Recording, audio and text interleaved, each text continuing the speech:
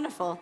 So jumping right into it, we're seeing more success in indie games that have smaller teams, especially when comparing them to AAA games, with things like ByteBrew blowing up and that being such a small amount of people, whereas there have been AAA games that have had massive layoffs despite having success, like commercial success.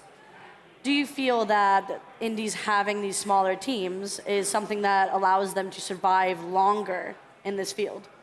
I think the conditions that a lean company creates are what allows those indie teams to succeed. Because I think when you're lean,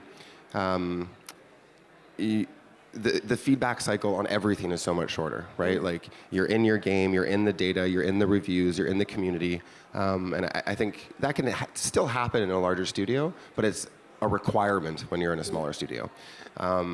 But I do want to challenge a little bit the notion that even ByteBrew is an indie hit.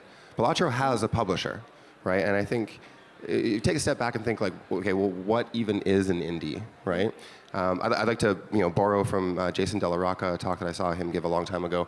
An indie is not just a vibe, right? It's like you are a legally independent entity. You are financially independent, and you are creatively independent. Now, I think ByteBrew is more or less all those things, right? I mean, like it is an indie hit by virtue.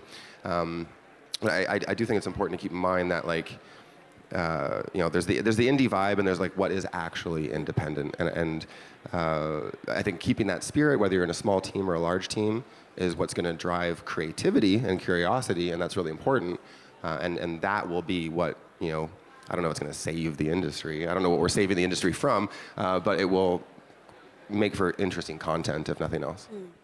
Yeah, I think you guys bring